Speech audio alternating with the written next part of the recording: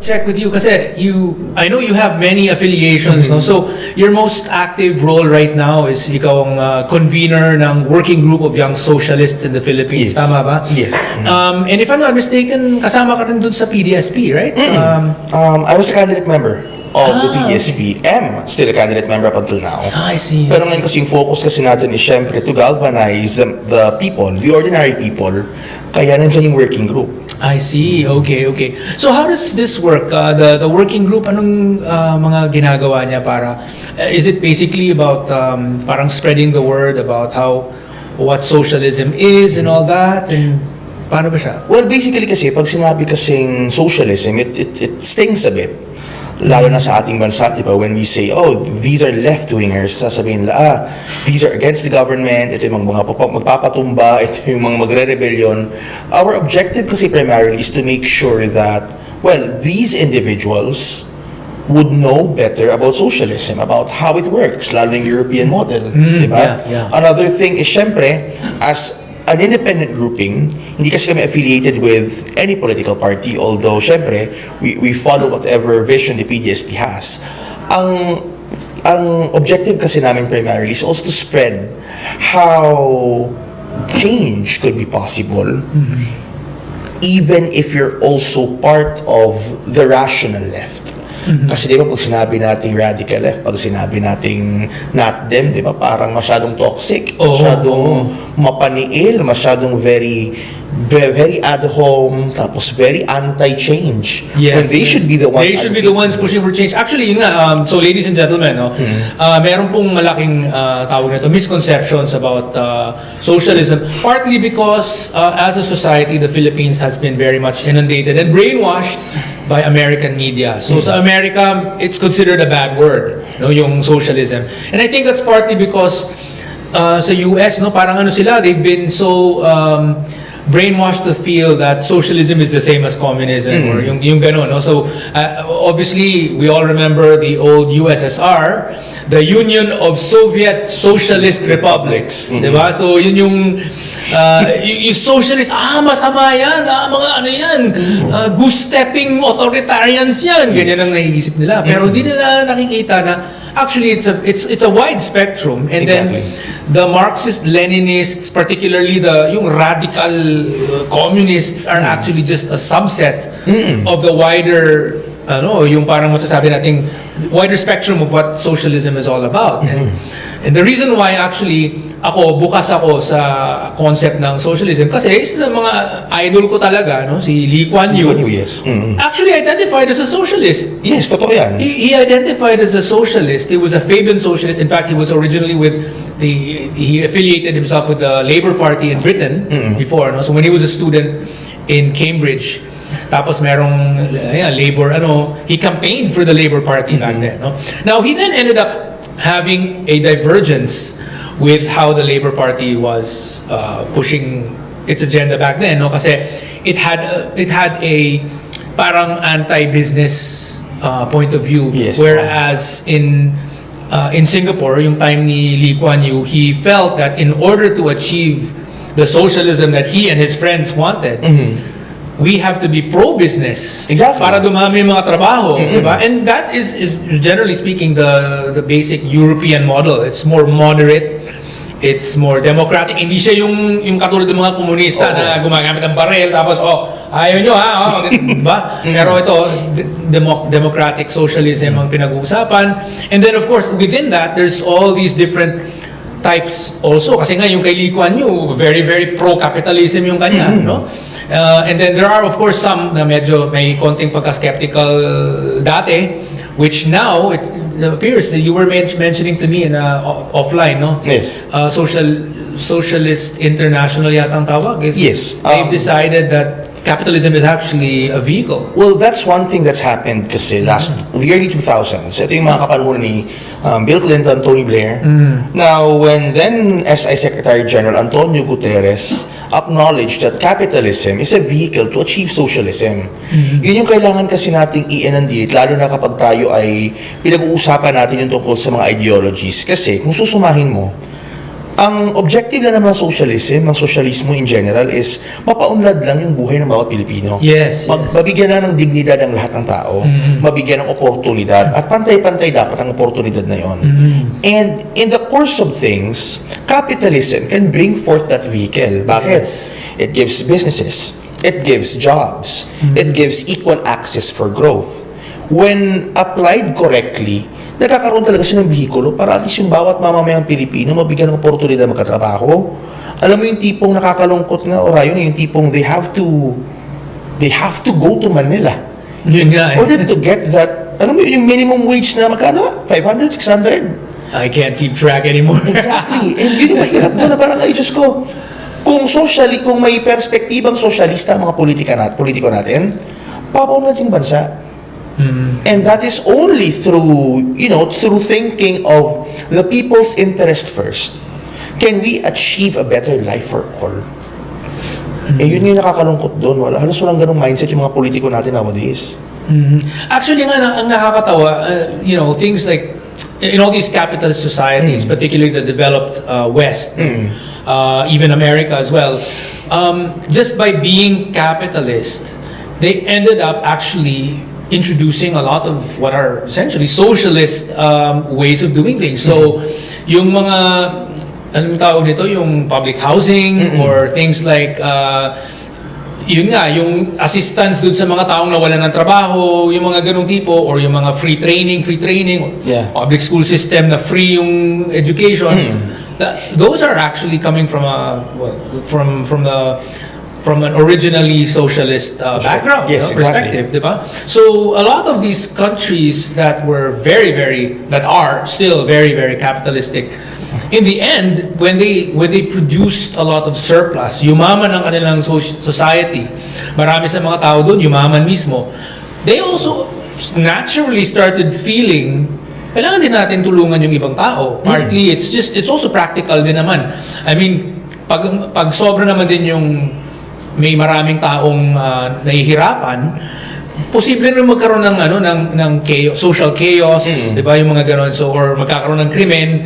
And so you also want a society where wala yung ganon. Exactly. So mawawala yung resentment ng mga taong medyo nagkukulang sa kanilang sa kanilang pangangailangan. So you want to make sure na everybody happy sana, 'di ba?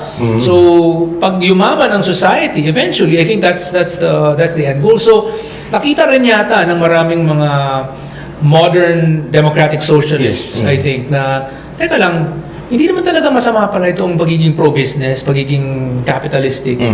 Mukhang, in the case of Singapore, yung si Lee Kuan Yew himself being a socialist, sabi niya, sila yata nakita nila, socialist naman si Lee Kuan Yew, tapos nakuha niya yung ganito through being very, very pro-business.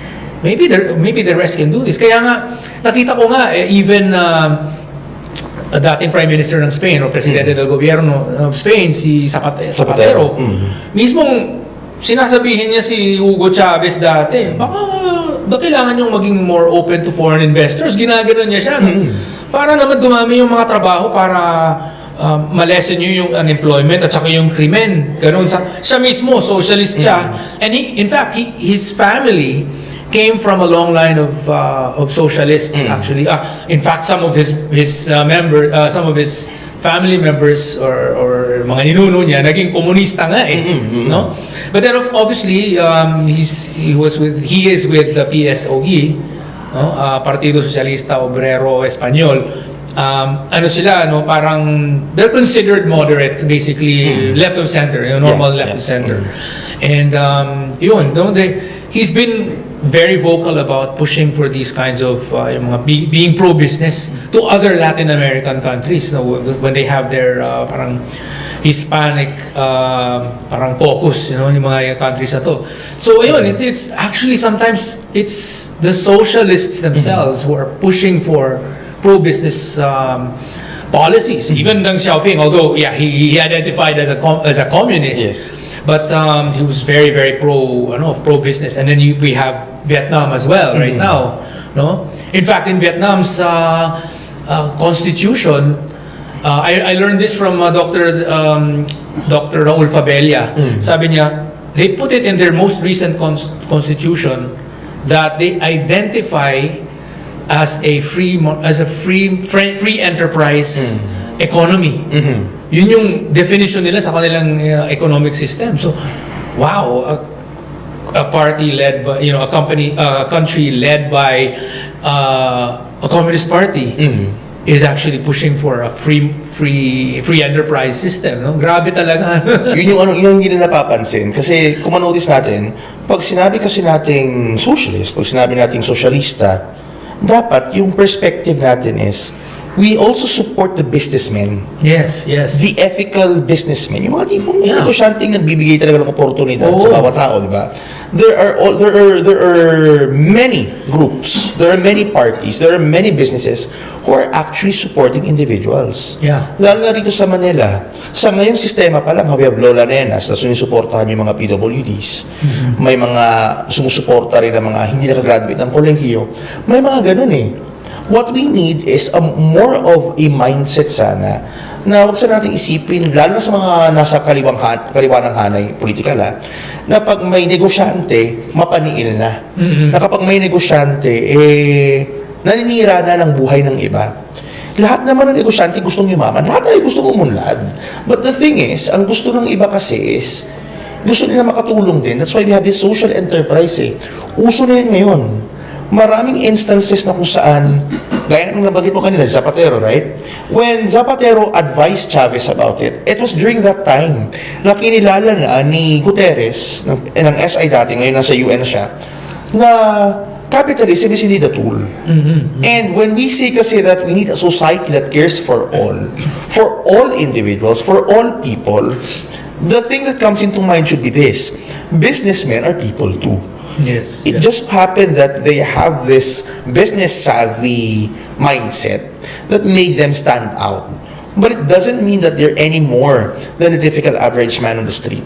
Yun kasi yung kailangan nating i-emphasize, lalo na ngayon, pag sinabing sosyalista. Like I had this recent interview with fellow socialists as well, when they're saying that they're socialists and yet they blame the system. They blame the current system. So sabi ko, if you're blaming the current system kung bakit mapaniil to sa manggagawa, then I think it's time that we reform the system. Exactly. We change the system. Tapos bigla na lang sinabi, hindi po pwede yan. Ako, bakit? Sabi ko, maganda yung may pagbabago ng sistema. Ako, yan ang pinaglalaban natin Yan dati. naman talagang pinaglalaban talaga ng sosyalismo Baguhin ang sistema di ba? And yet, ang sabi nila, hindi, kasi ang mga sumusulong ng constitutional change, ang mga pagbabago sa konstitusyon, ng mga pagbabago sa sistema, ang gusto nila term limits. Term extension daw. Term extension daw. Sabi ko it doesn't work that way.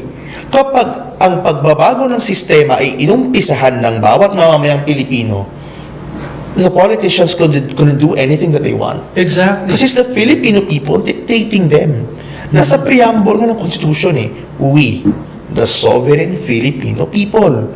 And that's one thing na kailangan sanang i-emphasize natin sa mga kasamahan natin sa hanay ng sosyalista. Ng mga kapwa natin sosyalista, be they democratic socialists, social democrats, or the hardline socialists, that we're supposed to be the ones clamoring for change. We're not the ones who should be saying that, we have to defend the status quo. Hindi ba kaya nga ang tawag usually sa mga left-leaning groups is usually progressive groups, Exactly. di ba? Kasi they're supposed to be pushing for progress. Pagbabago, babaguhin ang sistema. Itakwil natin ang walang kwentang status quo. Tapos, hindi. Kailangan natin i-maintain yung status quo. Teka. Di ba? Baliktad Nakakalito. Kaya kung ako tatanungin, kailangan, we have to think, socialists should think like socialists. Kasi sa ibang bansa, halimbawa sa Turkey, ang mga sokdems doon, na by the way, lalo ng napakagandang mayorya ngayon sa kanilang local elections, they wanted to push for a restoration to a parliamentary system. Yes. There are other social democratic parties who advocated for a parliamentary system of government. They wanted political reforms. They wanted economic reforms. Sure, there are some parties who advocate for economic reforms. So, yun sana yung mindset. Oo nga I mean, if we go back to the history, particularly of Spain, it was the left, yung mga socialists and even the communists there, who were pushing for federalism and parliamentary or federal parliamentary system ang gusto nila eh. Yun yung pinaglalaban nga nila during the Spanish Civil War, actually. Exactly. Gusto nila ng federalist model, no?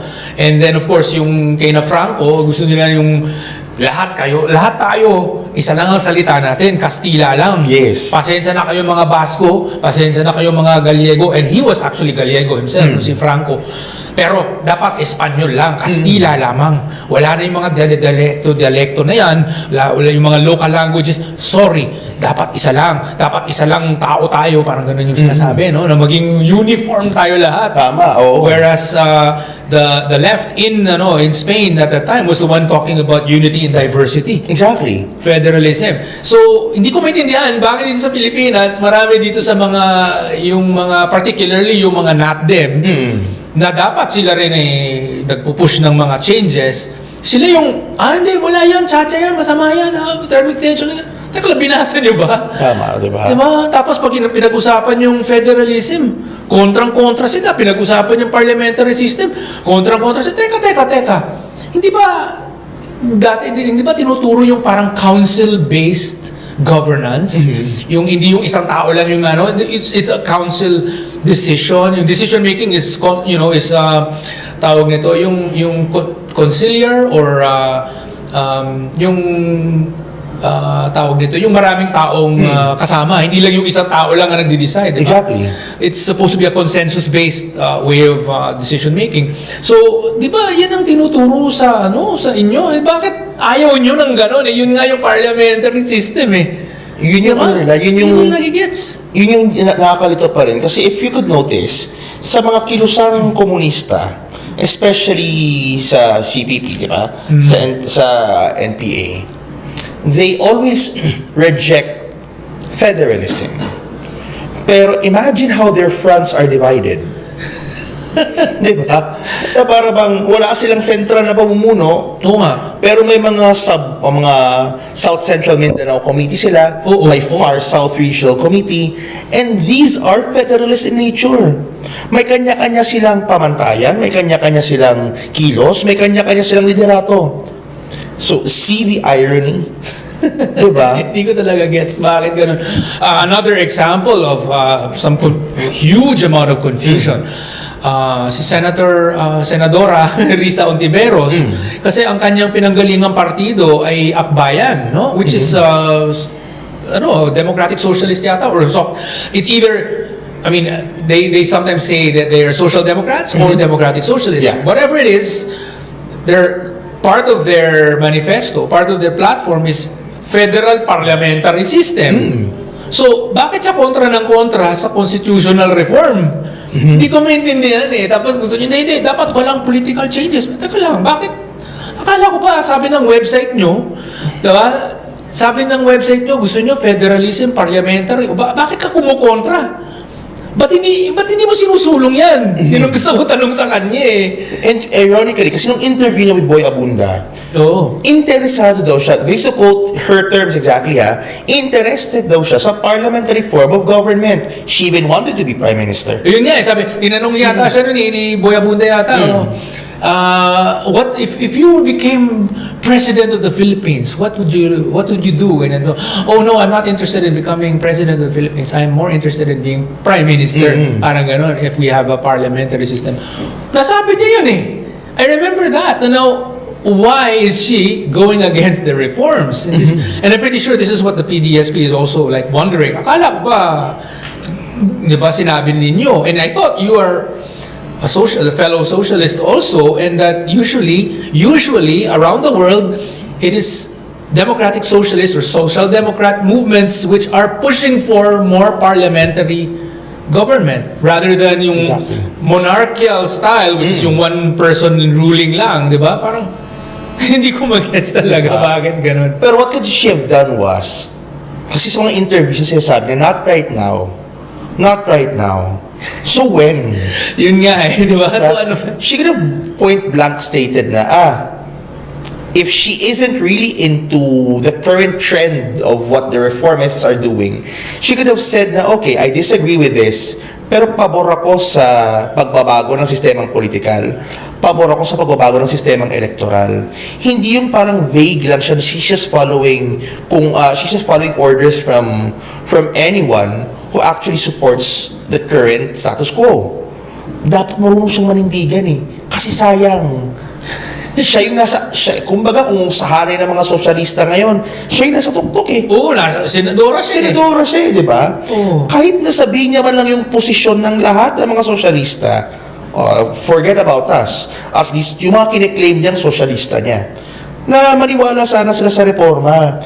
But the thing is, atras-abante sila eh. One day, sabihin lang, we support reforms. The next day, sabihin lang, not now. Hindi ko talaga guess. Kailan? Alala ko, I seem to remember, merong ang time dun nung, kailan ba yun? Before 2016, so wala pa si Duterte noon, ano? I think Senator Grace po at that point in time had said something against federalism. Tapos, pumasok si she tried to correct her. No, I think you should study more federalism. It's actually good. So parang dinepensahan nga yung federalism. Ngayon nung nanalo si Duterte, who by the way also identified as a socialist, but he's back then, di ba? He was saying he was. Bakit ayaw niya? Teka, ano ba problema mo? Ang mindset kasi mga politiko natin, ito yung pinakapangit na kailangan natin lunukin bilang Pilipino eh. Ang mga politiko natin, pag may pangarap tayo, na nagkataong pangarap din ang kalaban mo sa politika, kahit pangarap mo yun, kukondenahin mo. Yun ang hindi ko magets eh. Para bang, hindi ba pwedeng, sige, parang okay lang, sige, kahit kailaban ko. Pero kasi, I think this is the problem of our presidential system. Kasi, ang nakasulat sa balota, ang pinipili ng tao sa balota, hindi kasi partido eh. Pangalan talaga ng tao eh. Exactly. So, nangingibabaw yung pangalan ng tao. So, yung pagiging individual mo, ang dapat mangibabaw sa lahat. Dahil kung pag-uusapan natin yung partido, parang ikaw mawawala yung personalidad mo. At baka hindi ka pa maboto. So, kinakailangan mong i-assert yung pagiging individual mo. Yung ako si ganito, iba ako sa kanya ha. Huwag kayong ma-confuse, parang ganun. Pero, I mean, I'm thinking dapat pati sa pag-design na lang ng balota, mabago na such that yung imbis na pangalan yung mauna, may parang partido yung nandun, or coalition man lang. So, hahanapin mo, para kumbaga, ang nangyayari kasi nahihirapan yung mga tao para pumili ng sino yung iboboto nila. Kasi, kailangan na lang memoryahin yung mga pangalan ng tao.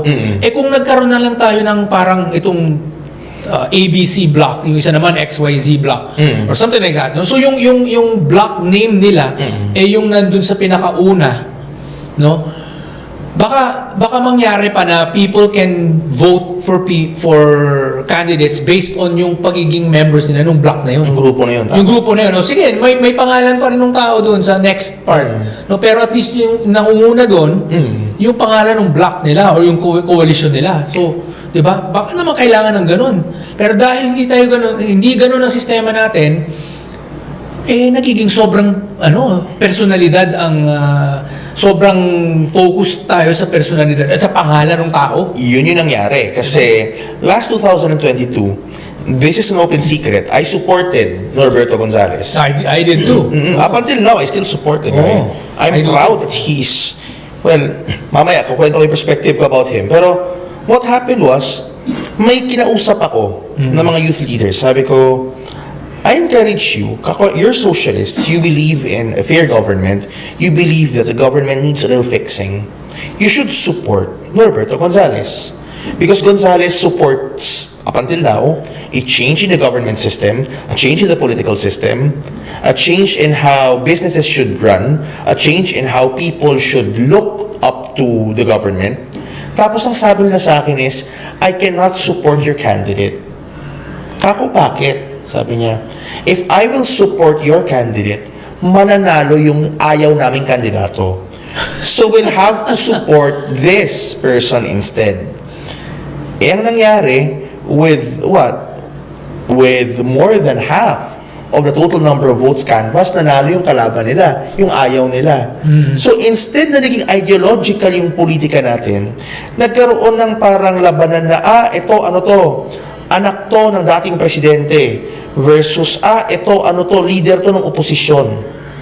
And up until now, nagtataka pa rin ang lahat. I was with this rider, pauwi ko ng bahay from an engagement. Sabi niya sa akin, "Sir, sino ba talaga yung totoong nanalo?" Sabi ko, "Si Gonzales." Saka si Mangundato. Now, for those who are unacquainted, Faisal Mangundato was a member of, if I'm not mistaken, basta isang maliit na political party na din. And then sabi ko, bakit?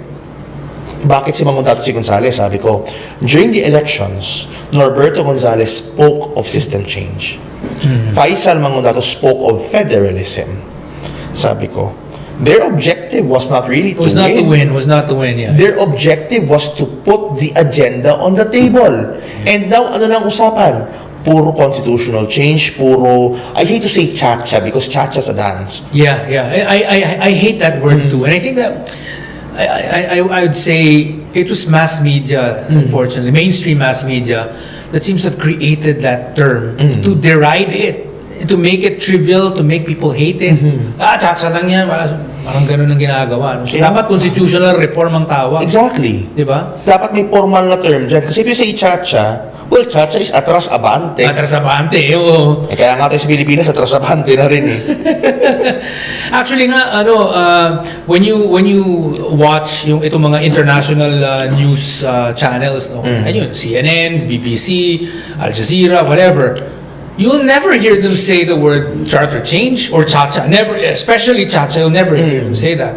They will always call it constitutional reform. That's the internationally accepted term. Exactly. Yun dapat ang ginagamit sa Pilipinas, di ba? Masyadong tabloidized na kasi yung mga terms. Say, for example, instead na PDAF, ginawang pork barrel, instead na, constitutional reform, cha-cha. So dapat, alam mo yun, the first step kasi into embracing constitutional reform, into embracing change, is to educate people about change. Yun yung malabo kasi ang mga nangyayari ngayon, ang ini-educate ng mga tao, mas nawiwili pa sila yun sa intriga kaysa sa aktual na panawagan ng reforma. Hindi ko ba alam. Ako, grabe talaga. Ang hindi ko talaga maintindihan nga yung bakit bakit kontra sa reforma yung ibang tao. Nagsasabing socialist sila, when they're supposed to be the progressives. Exactly. That's the thing. So, I mean, I feel this is something that needs to be spread out more. No? Na parang, I don't know, dapat talaga mag-change yung mindset. I think yung malaking problema na dito sa national level. Sa national level yata yung pag nandun tayo sa mga regional and local levels, na-notice ko parang more open yung mga tao sa mga pagbabago.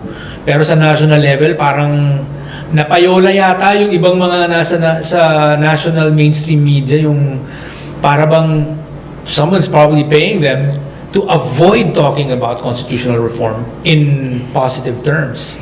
And it shouldn't be. Kasi halimbawa, karamihan sa tao ngayon, well, sorry about this, pero with the closure of ABS-CBN, nawala na rin yung connectivity ng national station sa mga local stations nila. Oo. So because of that, wala nang boses. Ang tinitingnan ng mga tao ngayon, kung ano yung balita, straight from Manila. And hindi naman yun ang opinion ng mga taga-ibang lugar. Say for example, people in Butuan, people in Agusan, they support political reform, they support electoral reform, but they're being brainwashed with the fact na pag binanggit yung cha-cha, binanggit yung constitutional reform, pag binanggit yung content, ang usap-usapan na lang is puro aligasyon ng panunuhol, aligasyon ng korupsyon, mga ganun So wala, brainwash yung tao. Ay nako, yan ang mahirap dito sa sitwasyon natin. Kailangan talaga natin ng matinding campaign, kampanya para ma-inform, educate at ma-enlighten natin ang mga taong bayan. Exactly. Kasi ang daming misconceptions misinformation.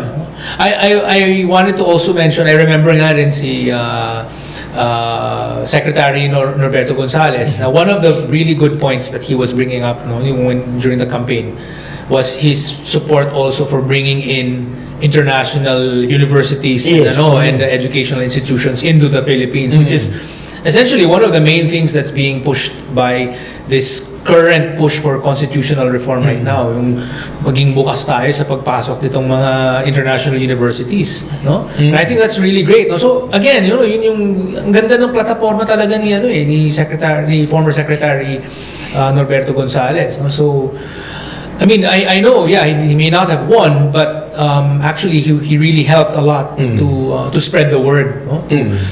Para mabigyan ng pansin dito sa national level, no? Na kaya maganda nangyari.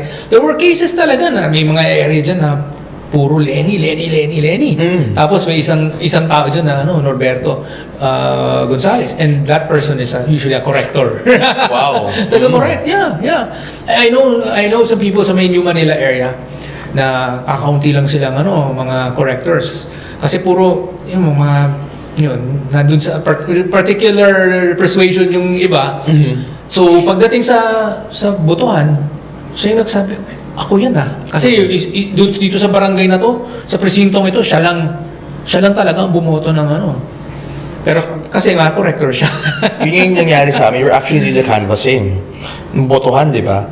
Nung election na yun, bumoto ako sa Davao because I'm a registered voter of Davao City. Binoto ko, isa lang. I didn't vote for anyone else. I just shaded the one with the president. Tapos takbo na ako sa balota, sa VCR nila, sa vote counting machine. Tapos, nung naglabasan ng resulta, sabi ko, at least may Gonzales. Now, ako lang mag-isa yung supporter ni Secretary doon sa polling precinct na yon. The good thing was, hindi lang pala ako nag-iisa. May 5. Kasama sa there's 6 votes. Sabi ko sa loob, maraming, kumbaga siguro kung alisin lang natin yung personality, take off the faces and the masks of every single politician, platform politics will win Yeah. Diba? Definitely. Kaya nga nung sinasabi nila na, we have to push for reforms, we have to push for constitutional change, for constitutional reform, kailangan natin ng maraming politiko na sumusulong doon, maraming kandidato na mananawagan pa ng karagdagang reforma. Sayang talaga, no? We have a lot of advantages as a country talaga, and all we really need is just the right set of systems. I recall there have been several Singaporean leaders who basically said, and that includes Lee Kuan Yew, if I'm not mistaken, I think even Goh Chok Tong, Lee Hsien Loong, the current president, the ceremonial president of Singapore, Tharman Shanmugaratnam, who used to be finance minister and deputy prime minister.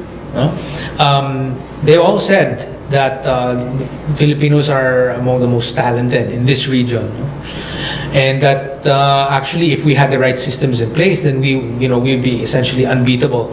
I heard the same thing also coming out from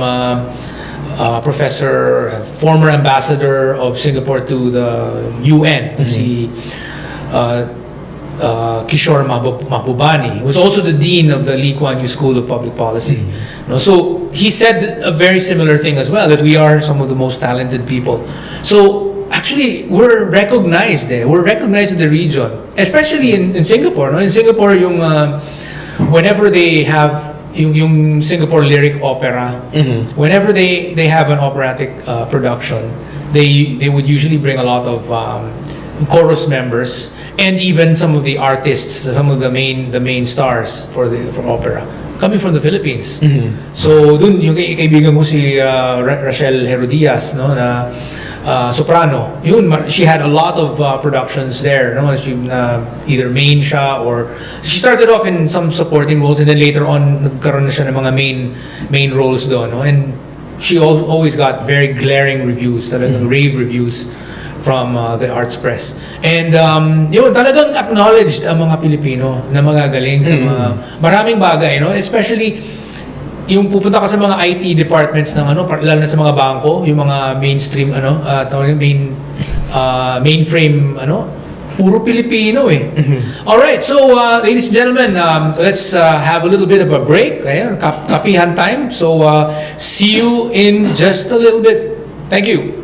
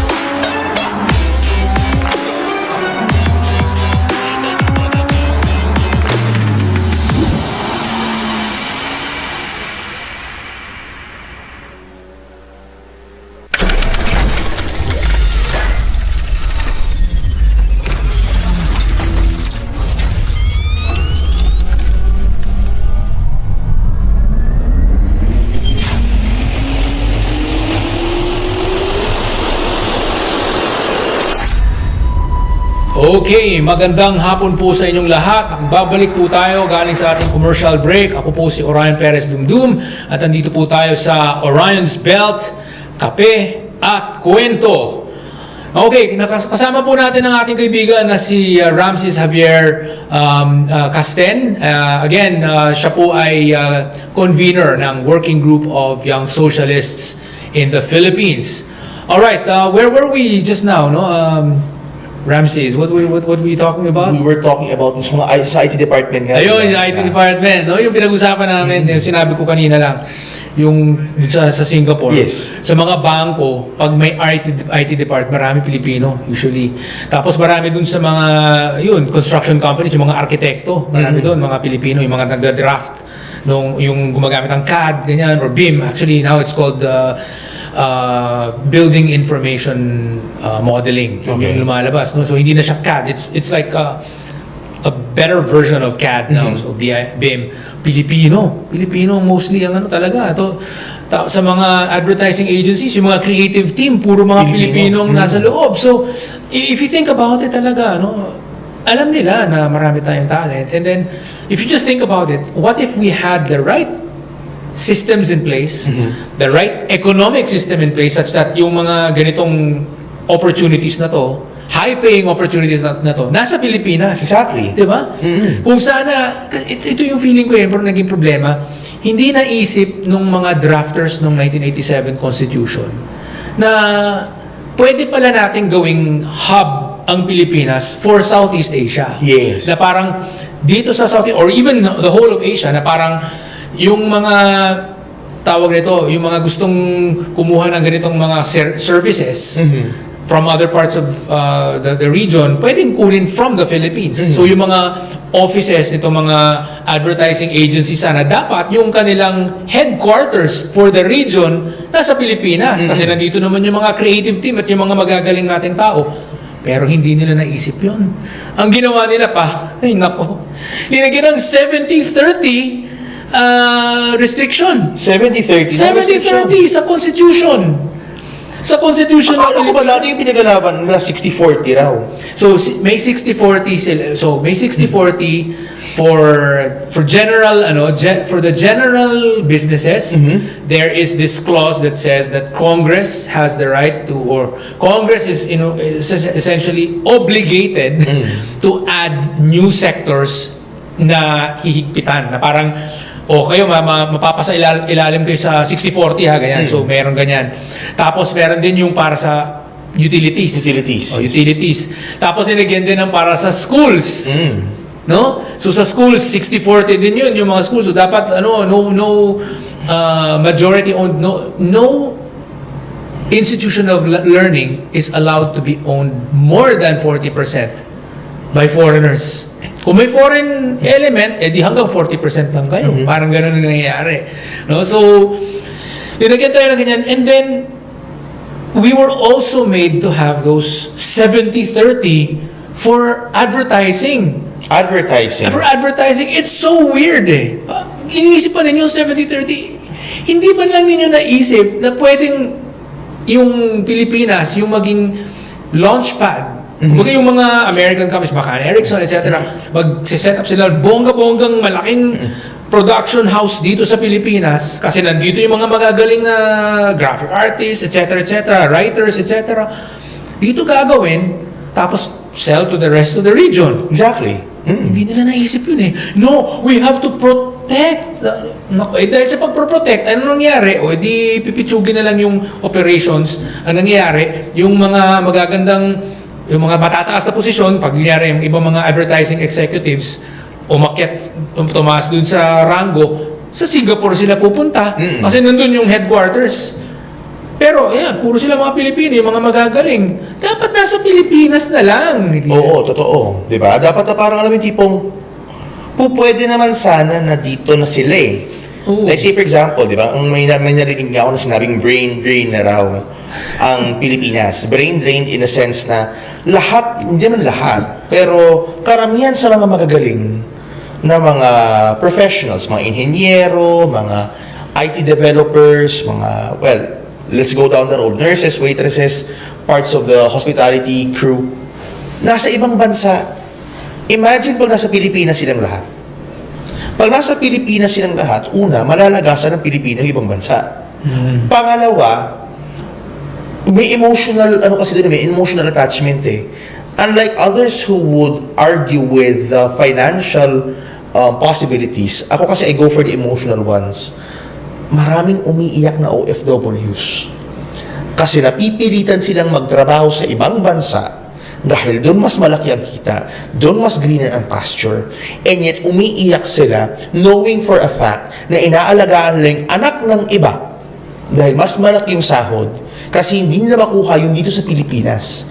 Instead of dreaming na sana maalagaan ko yung anak ko, pero inaalagaan nila yung anak ng iba. Yun nga eh. Tapos we have that problem pa na nagkakahiwalayan pa yung mga yung mga ibang mga mag-asawa at mga pamilya talaga. As in like, dahil nga sa problema ng konti lang ang mga trabaho, si tatay pumunta ng Saudi, construction worker, foreman, ganyan. Si nanay nasa Hong Kong or sa Singapore as maid. 5 to 10 years silang hindi nakakauwi dahil masyadong mahal. So talagang pinapadala nila ng pera sa kanilang mga anak na iniwan nila sa kanilang sa lolo't lola, sa kanilang mga magulang. Yung mga magulang na yon, mga 20 yata yung mga anak na yung iniwan sa kanila. Di ba? Kasi lahat ng kanilang siblings nag-abroad din. So, yun, yung lolo't lola, hindi nakakapagtutok sa mga ilang bata lang. 20, 20 mga bata ang inaasikaso nila. So wala silang ability to focus. Exactly. Hindi nila natuturuan sa sa homework, natutulungan or whatever. Hindi nila nagagabayan kasi nga ang dami-daming batang kailangan nilang asikasuhin. Di yung iba nakakalimutan na. Yung iba dahil sa sobrang dami ng pinapadalang tawag nito gifts.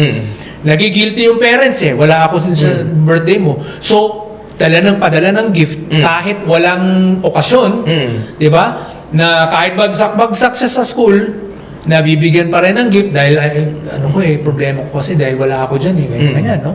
Ayan, eventually bagsak, hindi nakapagtapos. Ano nangyari? Nasira ang buhay. Yung iba diyan nagiging out of school youth, yung iba nagiging drug addict, di ba? Kasi may pera nga sila nakukuha, may gifts na nga sila nakukuha, and then nandyan pa yung iba na pupunta sa maling barkada, na teenage pregnancy and all that, no? So the whole cycle continues na so single mother, ganyan, siya nag-abroad na rin. Tapos yung anak niya, eventually, mag-a-abroad din later on and all that. The cycle continues. Non-stop cycle. So, hindi ba natin naaayusin to, mga kababayan? Ito yung problema natin. Talagang, there's a huge problem talaga kung hindi natin naaayusin to. Yung kailangan natin gawin, na dapat tayo, bilang mga mamamayan, our primary push is kailangan suportahan natin yung inisyatiba ng pagbabago. The thing kasi is, tayo mga Pilipino, frankly speaking, hindi naman talaga tayo yung tipo ng tao na mahilig sa status quo mahilig tayo sa pagbabago. Like, hindi lang sa panahon ni Rizal, kahit sa panahon ng mga pre-colonial times, gusto nila ng innovation, gusto nila ng change. They always want change. Pagdating ng mga Kastila rito, may status quo kasi may mga Kastila, pero they always wanted innovation, they wanted change. Dumating sina Rizal at ang mga naunang mga reformista, they wanted change. Yes, they want. Consistently, people want change. And that's the reason why the Philippines prior to 1986 are politically charged, politically motivated. Kasi lahat ng tao, ang mindset nila, gusto namin ng pagbabago. And now, everything slows down, di ba? Parang minsan iisip ng Pilipino pa ba ako? Ay nako, talaga sayang talaga itong nangyayari sa bansa, kasi parang brainwashing nga yata ang nangyari for the longest time. I think that's the biggest thing. I mean, think about it, no? Sometimes meron talagang highly obvious na issue or highly obvious na problema, pero parang ang nangyayari kasi yung mainstream narrative is that hindi naman yan yung problema. Actually, ito yung problema. So for example, doon pa lang sa tawag nito, anti-foreign direct investment restrictions na nasa loob ng saligang batas. Marami dyan yung mga iba na ayaw nilang galawin yan kasi meron silang emotional attachment to the 1987 Constitution due to partisan concerns. And so, dahil sa ayaw nilang mabago yan, sasabihin nila, hindi naman yan yung problema. Ang tunay na problema, corruption. Corruption yung issue kung bakit hindi pumapasok yung foreign investors. Hindi naman yung mga restrictions na yan. Ngayon, nung nagkaroon ng tawag nito, nagkaroon ng isang diskusyon dati.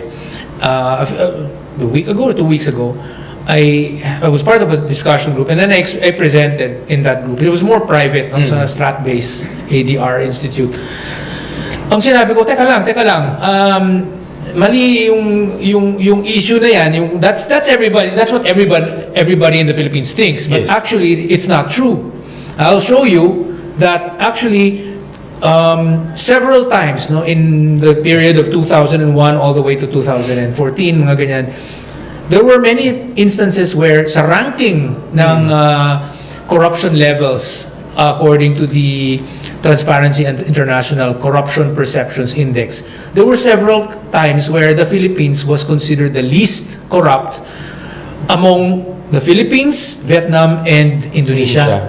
So yung dalawang yun, considered more corrupt sila. So kumbaga parang dito sa ranking na to, the lower the number, so the higher you are on the ranking, the less corrupt you are considered to be. So we were in a like a 90s, and then yung ibang bansa na nasa 115 or 100 something plus. So we were considered less corrupt than these two other countries. And yet, those two countries received more foreign direct investments than the Philippines did. So pinakita ko, look, sirang-sira, bagsak talaga, basag na basag talaga itong naratibong ito na sinasabing corruption is the problem. Many companies will not mind going into a country that has corruption because they feel that they can make money in it. The problem is, hindi sila papasok kung pinagbabawalan silang pumasok. Exactly. And in fact, some cases, yung mangyayari pa dyan, dahil sa pinagbabawal ninyo, ang papasok dyan sa bansang yan, yung mga masasamang mga organisasyon. Yung mga willing gumawa ng mga circumventing, yung mga illegal pala na ginagawa. Kasi yung mga matitino, ayaw nyo, sige, doon na lang kami sa kabila. Tama. Tapos yung mga mafia na mga may kalokohang ginagawa kasi hindi naman talaga nakikinigin sa batas eh. Wala naman sa pakialam. Exactly. Sa Pilipinas na tayo. Kasi although officially hindi tayo pwede, meron naman tayong paraan. Ganyan yung nangyayari. So, yung pumapasok sa Pilipinas, yung mga hindi natin gusto. Yung mga masasama. Di ba? Parang, ay nako. I feel bad about it. Na parang, this kind of situation with the so-called good intentions of protecting the industry or the economy, they've actually created more problems. The thing kasi is, naniniwala ako sa mindset na to eh. If you want to protect the economy, allow competition to come in. Yes. Because if you allow competition to come in, you're actually making an opportunity for your industry to grow. Yes. Para lumago ng lumago. Kasi kung kontento ka na, okay, we won't have foreign investors inside. Huwag na nasabing foreign investors, foreign businesses. Rekta na magtayo sila ng kumpanya rito. Paano makakahabol yung mga local businesses? Siyempre, iisipin nila, control na namin ang Pilipinas. Wala na kaming rito. So dahil doon, innovation stops. Tsaka yung pace of nila, yung mga timelines nila, more relaxed eh. Tayo naman yung monopolyo dito eh. So, hindi tayo namamadali. Pero pag dumating yung mga other investors from abroad, nagiging forsado silang maging faster in pace, no? Parang kailangan nating magmadali. We have to be faster because if we're not fast enough, matatalo tayo ng kabila. So magsi-change din sila syempre, no? But for the better. Exactly. Yun yung dapat din na maintindihan. Kaya nga yun yung dapat may competitive mindset na rin dapat pati yung mga negosyanteng Pilipino. Kasi come to think of it, eto medyo far off topic pero pipilitin nating idikit. Yung concert ni Taylor Swift. Nasa Singapore lang siya. Ang dami-daming Swifties sa Pilipinas. Pero bakit hindi nakapasok sa Taylor Swift dito? Kasi Singapore rake in enough money to offer Taylor Swift, no, you do your concerts here. You do your concerts here with us. So people will come in. So come to think of it, kung may ganung mindset ang bawat Pilipino, kung ang gobyerno natin sabihin, suhulan kaya natin itong artista to na dito na mag-concert. O diba? More industries will come in. Ang kailangan lang kasi talaga natin is something na we don't say that we let go of the Filipino first mindset. It will always be part of our DNA. Pero ang atin lang is, hayaan naman natin na yumabong at umusubong yung galing ng Pilipino. Kung magaling ang Pilipino, dapat sa sobrang galing niya, hindi lang siya namamayagpag sa ibang bahagi ng mundo. Yung ibang bahagi ng mundo dapat, yung lumalapit sa Pilipinas. Yun, exactly. And just going back to talking about socialism, no? One of the greater socialistic goals that we're looking at is, of course, yun nga, dumami mga opportunities para sa mga tao. We want people to improve their lives. So the competition of having itong mga ibang mga kumpanya na pumasok, nagke-create ng maraming trabaho yan. So ngayon yung mga existing employees ng mga local companies na nandito, nakikita nila na, teka lang, may mga other companies na pumapasok. Doble yung sweldo. Okay, maganda. Siyempre, gusto nila mamirata ng tao. So, mataas ang sweldo.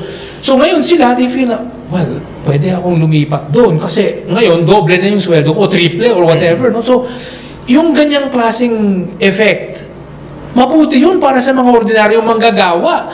Mabuti yun para sa mga ordinaryong empleyado. Diba? So, parang, dapat ganun mag-isip yung maraming mga nagsasabing left-leaning daw sila.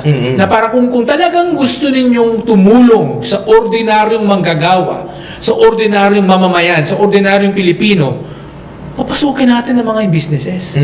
Yung mga businesses na yan, sila ngayon ang mag-aagawan doon sa mga empleyado. Dito na lang kayo, mas mataas kami magpasweldo. Ito namang isa, hindi magpapatalo. Ay, hindi, tataasan namin ang sweldo para hindi kayo aalis.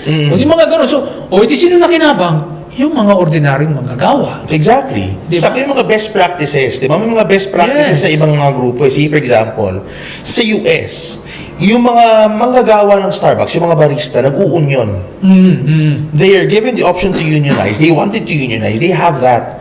Sa Pilipinas, medyo malambot pa pagdating sa unionismo Paano natin mapapaunlad yon? May exploitative working conditions. Trust me, meron. I know people who work in factories in dismal conditions. Maliit yung sahod. Kahit na nasa Metro Manila sila, kikita dapat ng 13,000, 14,000, di ba? Pero sinasahod nila way less. Almost half lang ng dapat na minimum wage per day. And dahil exploitative yung mga negosyante, nakukontento na din yung Pilipino. Whereas pag nagpapasok ka ng kompetisyon, nagpapasok ka ng foreign businesses to compete with the local ones. Yung foreign businesses makapagbigay ng best practices.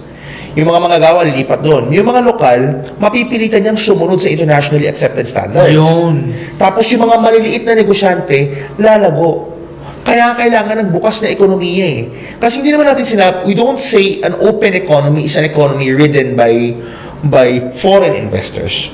Pag sinabi natin bukas na ekonomiya, lahat involved. Lahat, pati local. Pati local. Oo, kaya nga, naalala ko nung sinabi ko dati ito Sabi ko, when you say FDI, it's not just foreign direct investment. It's also Filipino direct involvement. Yes. Totoo yun. Actually, I have an example. No? So yung hometown ng pamilya ng tatay ko, which is Balamban, Cebu. So, Balamban, Cebu. Doon galing yung mga dumdum. No? Masarap yung jempo doon. So, yeah. So, itong Balamban, basically, sleepy town, underdeveloped for the longest time yun. So, yung main industry dati, doon sa, the main job, or, economic activity was, pupunta sila sa Cebu City. Yung mga lalaki pupunta ng Cebu City, tapos doon magtatrabaho, tapos magpapadala ng pera doon sa Balamban. So basically, migrant worker nga ang style na nangyayari. No? Yun yung bumubuhay doon sa Balamban. So sleepy town talaga. Eventually, nung time ni Governor Lito Osmeña, so yung Cebu development, nag-decide siya na mag-imbita ng mga shipbuilding companies. So I think Japanese, Korean, and then later, just recently, meron na rin mga Australian, yung Austal. So nandun sila. So nag-set up sila dun sa Balamban. And almost overnight, no, nung dumating yung mga kumpanyang yan, lumago ang ekonomiya ng Balamban. Kasi dumami yung mga tao may trabaho. Tapos, nagkaroon na ng, syempre, yung mga tao doon, may mga magagandang sweldo na rin sila. Dumami rin yung mga kainan, mga restaurant, nagkaroon ng parang mga mall, mga ganun, gumanda yung general, economic environment ng lugar. So yung parang hindi lang yung pagpasok ng foreign investors, pero nung pagpasok ng foreign investors na yan, nagkaroon ng maraming local businessmen na nakapagtayo ng mga businesses. No? So, yun, nagkaroon ng overall economic development doon. Dahil doon. Ito yung mga catalyst. Ang sinasabi nga daw ng ibang tao, 4 times daw yung nangyayari. So, for every foreign investor that comes in, there is an equivalent of parang 4 times that na nangyayari. Nagkakaroon ng development sa mga local businesses around the area. So, yun sana makita sana ng mga tao na actually nakakatulong to sa lahat na hindi dapat isipin ng mga tao na kapag pumasok ang foreign investors, nakakasama yun sa mga local. In fact, actually, mas nakakatulong nga Kasi pag pumasok sila, ayan, nagkaroon ng economic activity, yung isang lugar na dating walang nangyayari, biglang, ayun, nagkaroon na sila ng cinema doon, nagkaroon na rin sila ng mga, whatever establishments na dati wala, meron na. Yumaman yung mga tao, gumanda yung kanilang buhay. So, ganun. Use it as a catalyst. Yun nga pala ang nangyari sa Singapore. Yung Singapore, under Lee Kuan Yew, of a socialist background, socialist mindset, using pro-business, basically very capitalistic ways of doing things, but with I would say, a socialistic end goal in mind, which is create jobs for all, improve people's lives. So yun yung ginawa niya, ayun, successful society ang kalabasan. And that he did, di ba? In a span of how many years? I would say around 30 years, 30 actually, years lang. for them to become a first world country. So, and I think, ngayon, it may not even have to take that long because ang dami sa mga technologies na meron tayo ngayon can actually cause these changes to become very, parang mabilis yung mangyayaring pagbabago. Tama. No? So, baka nga, in 15 years pa lang, makikita na natin yung major changes. We don't have to wait 30 years. Diba? So, but as long as we do the federalism part also, or at least a prelude to that. No? So maybe if not full-blown federalism immediately, at least manang yung gusto ni Secretary Gonzales, which is yung maging autonomous regions, yung ibang mga regions natin. If we can have that at the very least, no? Then we can have all these regions developing. Exactly. So they all of them do the same thing. So yung buong bansa, hindi lang Metro Manila, pero buong bansa, magkakaroon ng mas magandang ekonomiya. Ang mga tao sa iba't ibang mga region, gaganda ang kanilang mga buhay. Diba? Diba? Kaya nga yung dun like ako, I'm from Zamboanga. So, Chabacano yun. The thing is, sa Zamboanga ngayon, ang nangyayari is may free port yung Zamboanga, di ba? Sikat na sikat yung Zamboanga for many things. But one of them is yung mga migoreng, mga curry. Yung mga galing sa Malaysia. Mga galing sa Malaysia, yung mga barter trade nila. Yes. It's a perfect example of how foreign companies or foreign businesses can coexist. Yes. Kasi maunlad yung ecozone ng Zamboanga Pero ideal yun. In reality, hindi siya napapaunlad ng gusto. Bakit? Absorb ni Manila. Absorb ni Manila ang lahat ng trade. I mean, Zamboanga and Davao and Cebu and Iloilo and perhaps Batangas have their fair share of trade, pero lahat kasi nasa Maynila. Yeah. At yun ang magulo doon na parang, ang hirap ba naman ito? The thing is, lumalala siya to the point na, yun na nga, pupunta na ito sa federalism na part. Pati yung mga lengguwahe ng bawat rehiyon, nalulusaw. Oo nga I arrived in Davao last 2022 election. Pagdating ko doon, Bisaya pa yung mga tao. In all fairness, Bisaya pa. Nakakapag-Bisaya pa kami. But when I came to Zamboanga, nawawala rin Chabacano. Tagalog na. Unti-unti nagtatagalog or nagbibisaya. Sabi ko, it's not right. Kasi how could you preserve the cultures of these of these people, remember, we are not a country of Tagalogs. Yun nga eh. Oo. We're not a country of Tagals. We're a country of different ethno-linguistic groups. Kung magagawa lang yung, sabi natin yung Spanish model, ina-advocate ni Secretary Gonzales, where every region retains their identity, Yes. mas maganda yung flow ng bansa natin. Kasi it makes you proud to be both a Filipino and wherever region you came from. Yes. Diba? Yes. Yun nga sana eh. Actually, it's very easy to do, no? Kasi ako, I looked at the Spanish Constitution of 1978, which is, I mean, it was actually a miracle how it was set up. It was actually, it was crafted by both sides. So both people who were from the Franco side and the side who were from the socialist leftist side, no? So you had these two sides that were willing to work together. And so basically you had this group na nationalist, centralized, unitary concept ang gusto nila. Yun yung mga Franco guys. And then you also had then the pro-diversity federalist group. Yun yung mga dating yung mga Republicans ng they were generally the left group, no? In the left wing group in Spain. Nagsama sila to come up with the 1978 Constitution. So therefore, the Constitution is a compromise between two sides, but it has the really good features. So naging parliamentary system siya. Both sides agreed that okay. Tapos dahil may konting disagreement on the federalism side, nangyari, the end result was yung Spain is federal in all but name. Yes. So federal sila, actually yun nga, at autonomous regions, etc. Parang federalism, yun nga, pero sasabihin nila, pero hindi tayo federal. Ano tayo, a unitary state tayo. Pero in practice, para tayong federal. So ganun yung nangyayari. So parang it was a compromise. No? And then, ang lumalabas, so actually, ang ganda ng pagkagawa ng constitution nila. Nung binasa ko talaga, sabi ko, actually, pwedeng gamitin ng Pilipinas yung constitution nila.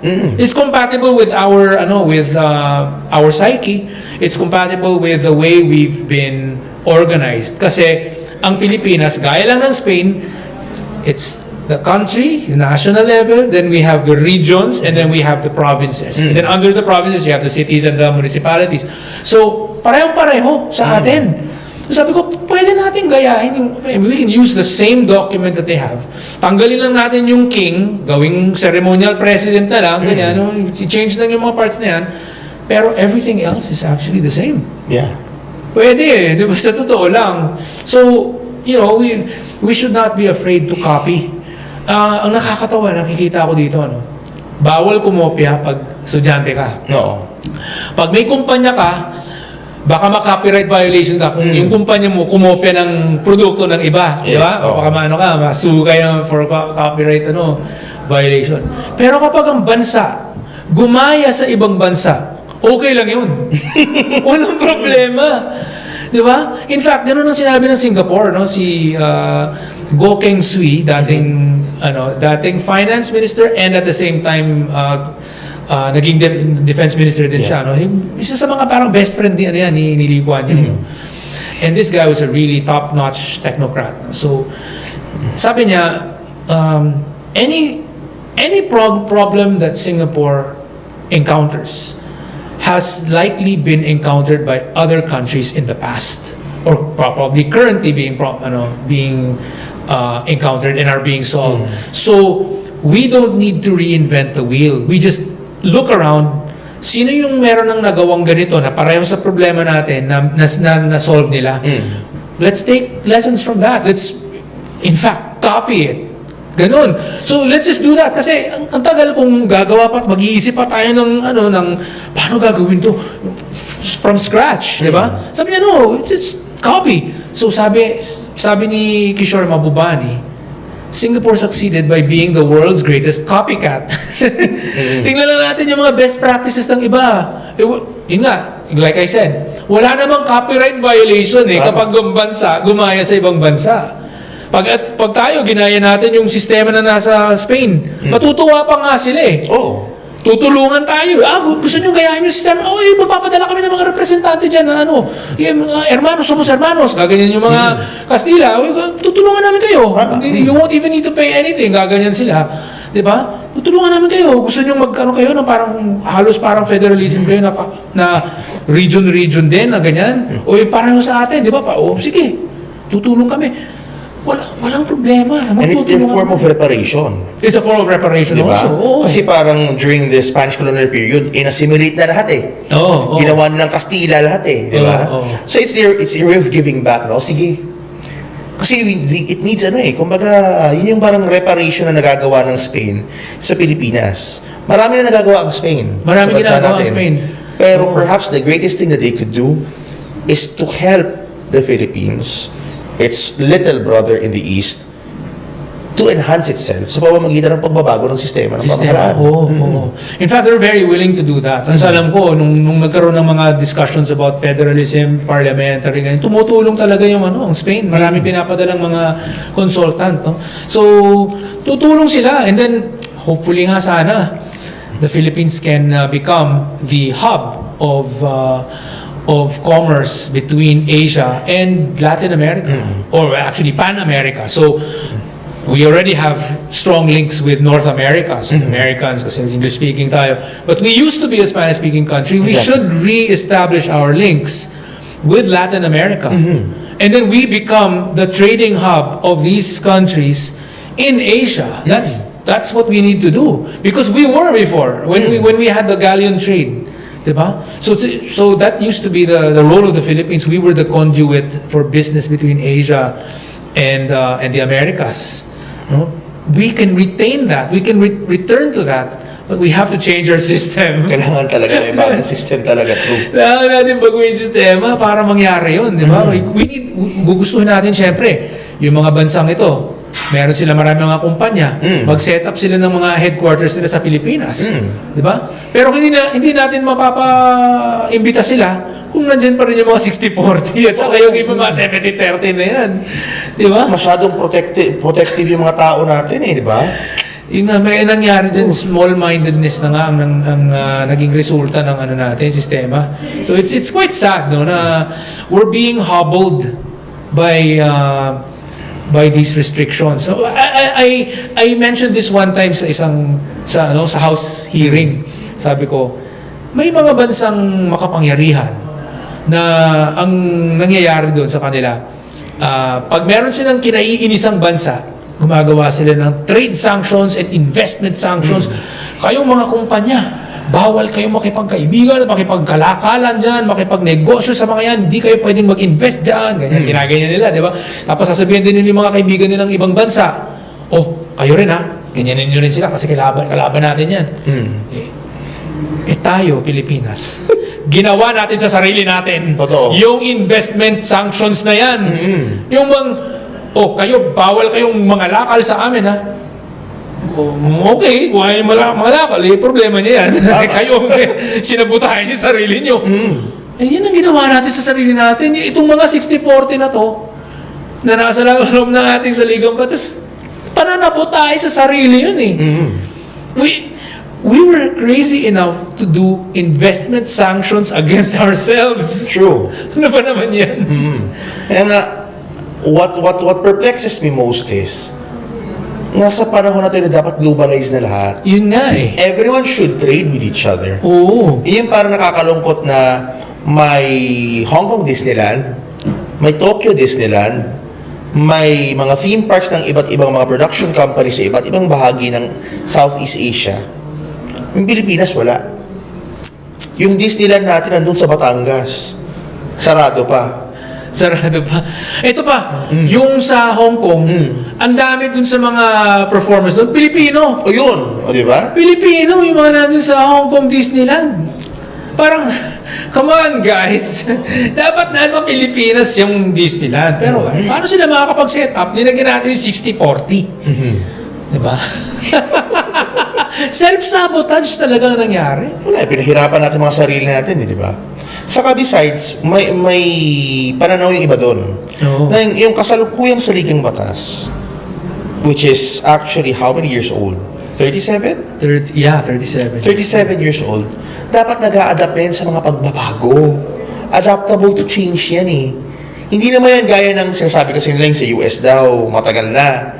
But the United States Constitution has so many amendments. Amendments. So, nalagyan ng amendments yun eh. Ang hirap kasi sa mga taong hindi pa masyado nakakaunawa sa konsepto ng reforma is kapag sinabi mong chacha, let's use their language, pag sinabing chacha, babaguhin yung buong, sobrang galit, babaguhin yung buong konstitusyon, babaguhin yung buong saligang batas.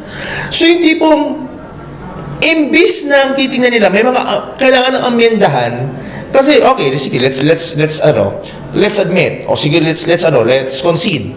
May mga magagandang puntos naman yung saligang batas ngayon. Oo. Pero, ano ba naman yung konting adjustment lang sa makabagong panahon, Yun di ba? nga eh. Hindi natin magawa kasi Actually, isa sa mga nakita kong naging problema, yung dati kasing konstitusyon, nung I think 1935 Constitution, originally, 2/3 lang yata ang kailangan para sa in US ganun din eh, US 2/3 lang para magkaroon ng constituent assembly na makakapag-change kasi in the US all of their amendments were done via constituent assembly. So 2/3 vote ng 2/3 lang. Sa Pilipinas, pinahirapan natin sarili natin, ginawa pa nating 3/4. Imbis na 2/3 lang, ginawang 3/4. So pinahirapan natin sarili natin and naging mahirap, lalo na dahil sa Senado, ang daming matitigas ang ulo doon, never nangyari na kahit isang update man lang. No? Kung sa operating system, syempre at least man lang mag-update ka, di ba? Yung mga konting bugs doon, naaayos. Hindi we're not talking about a total change of the operating system. We're talking about just at least man lang incremental upgrades. Wala. Ni isa. Kasi pinahirapan ng mga framers yung proseso ng pagbabago. Diba? Originally, 2/3 lang dapat. Ginawang 3/4. Tama. Ano ba yan? Sa kayo yung tipong dapat, kung gusto nila ng mas magandang politika, di ba, everyone wants good politics. They have to enable a federal-like style of governance sa lahat ng rehiyon. Yung tipong, sige, ito lang, magdiretsahan tayong tanong, may senador bang taga Zamboanga? Wala. Wala. Yung pinakahuli si Roselier Lim lang ata Grabe. May kongresista mula sa iba't ibang bahagi ng bansa. Oo. Pero come to think of it, may senador bang galing Pagadian? May senador bang galing Balamban? Wala. Lately, ang mga meron lang is yung mga political na pamilya, and that's it. So, how about kung yung mga nakadandon, ilagay natin dito sa mga lokal natin, mga regional parliaments, regional decision-making bodies. Tapos yung mismong Senado mo, if in case there is any, gawin mong representative and proportionate dun sa mga rehiyon ng bansa.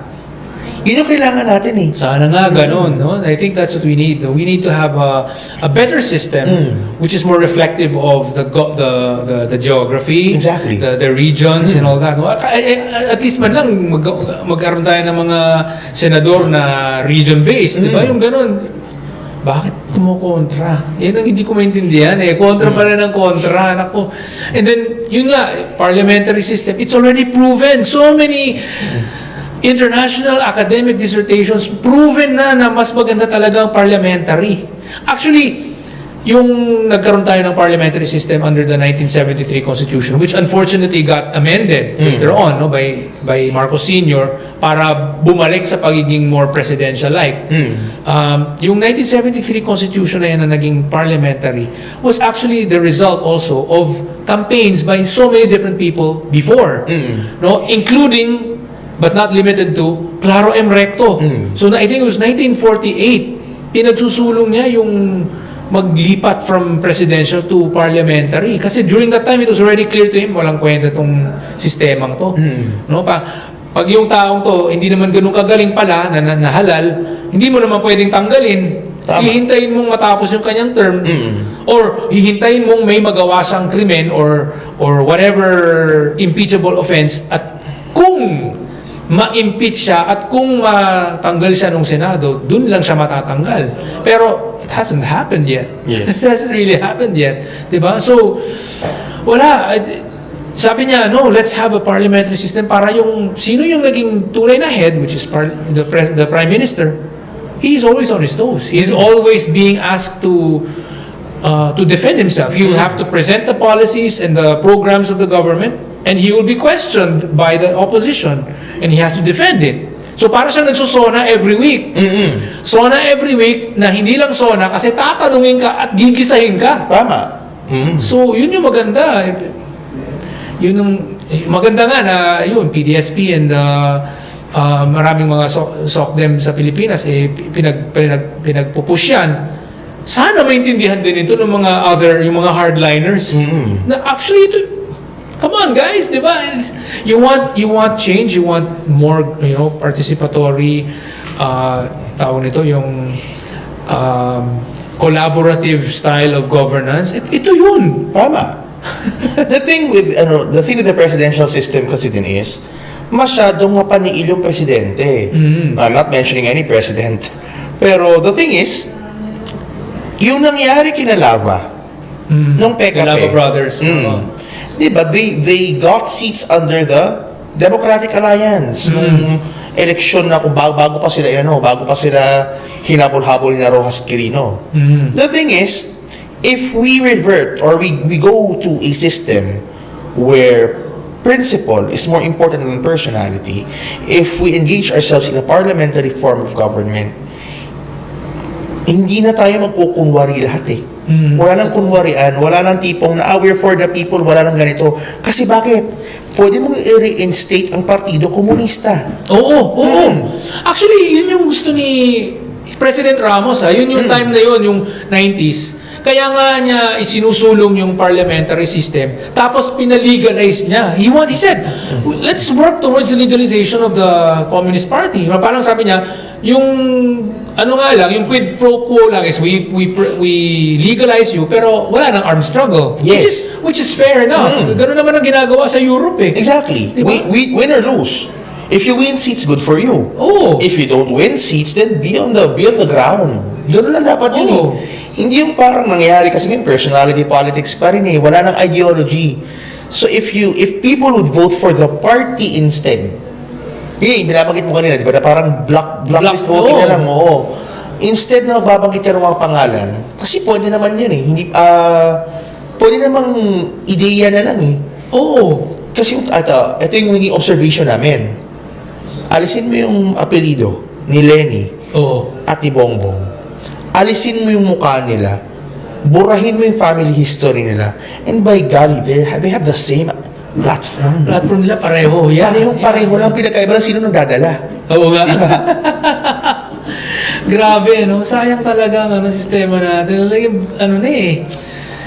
Parang naging Frankenstein siya eh. It's getting worse and worse. And then wala man lang gustong magbago. Or tayo, gusto natin baguhin. Pero hindi naman din tayo binibigyan ng panahon ng mainstream media sa labas dyan, no? National mainstream media. Ito yung problema. We really need to we need everybody to help out in spreading the word. I-share nyo talaga ito. I-share. I-spam nyo kung pwede. I-spam nyo ito para makita ito mapanood ito ng maraming tao. Maraming matututunan ng maraming tao tungkol sa mga pagbabagong kinakailangan mangyari. And secondly, yun na nga, hindi naman masama ang sosyalismo. Huwag nyong iisipin na masama. Okay? Marami dyan, lalo na yun nga, sinabi ko, si Lee Kuan Yew. Sosyalista yun, pero very, very pro-business. Di ba? Kasi ang aims nga naman talaga, yung importante dyan, yung mapaganda natin yung buhay ng mga tao. Tama. Di ba? Saka dapat sana, ito sa panawagan natin sa mga kabataan natin, when you do symposia, this is what I've observed.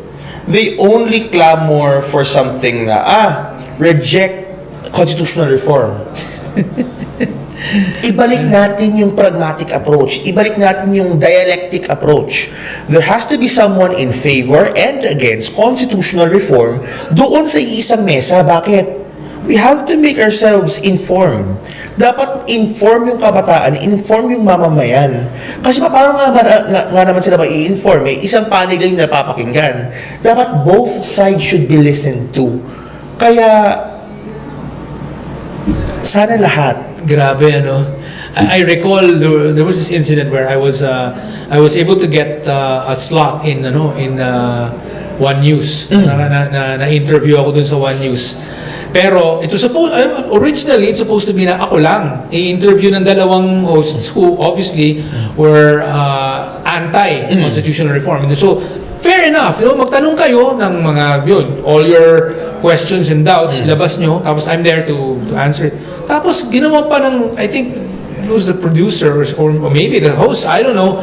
They themselves, in-insert pa nila si Nery Colmenares. So, we already had two anti-constitutional reform hosts, Ed Lingao, at least at that point in time, 2018, Ed Lingao and Ana Pamintuan, and then, sinamahan pa nila ng Nery Colmenares na ayaw na, komunista, ayaw ng constitutional reform. Tapos, ako lang ang mag-isang pro. The idea was to parang starve me of time. But in any case, napakita ko yung mga mali nilang mga akala. Actually, teka lang, wala naman yan sa panukala eh. Yung mga sinasabi nyo, wala naman sa panukala. Ba't yung binabanggit niya? Wala naman yan sa panukala. Teka lang, nagsabi si Nery Colmenares, yung federalism yung ginamit sa Ethiopia. Ethiopia is not doing well. No. Ginano ko siya. Correction. Ethiopia is one of the star economies in Africa and in the world, actually. Sabi ko, you may be mistaken by your biases and you're being stuck in the 1980s. Kasi 1980s yung issue na yan nung We Are the World and Do They Know It's Christmas?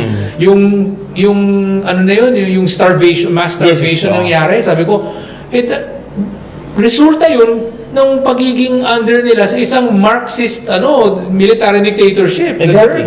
Sabi ko, kaya nagkaganyan sila. Pero ngayon, baliktad na nangyari. Federal parliamentary sila, pro-business sila, pro-foreign direct investors sila. Ayan, ngayon, sila yung lumalag. They're one of the best performing economies in Africa. So, na-correct ko ang daming mga ganun na kinailangan kong i-correctionan.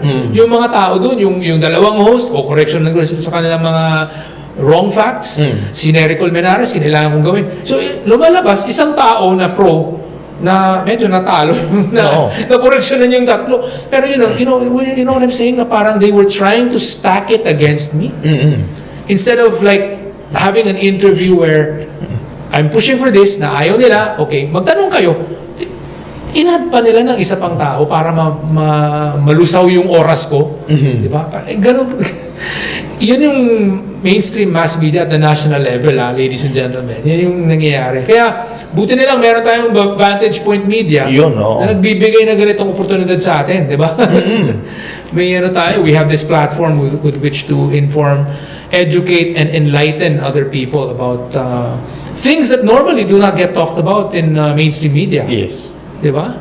So, ayan, I think we're down to our last few minutes at the moment. So, you share with us some of the things that you'd like to share to our audience. You can talk to them directly din sa camera. Well, first and foremost, I'd like to thank Vantage Point Media for the opportunity to have reformist voices sa social media na eventually nagiging mainstream media na rin, Yes. So we'd like to thank Vantage Point and sana marami pang reformist, reform-oriented content creators, producers, programs, shows na napapalabas.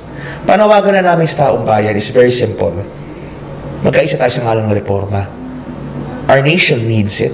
Our families need it. And if you're somehow against it, think the reasons why. Isipin nyo kung bakit. Kasi pwede naman kasing nabulag lang kayo sa mga misconceptions ng iba. But the reality is, para yun sa inyong pamilya. Para yun sa inyong mga mahal sa buhay.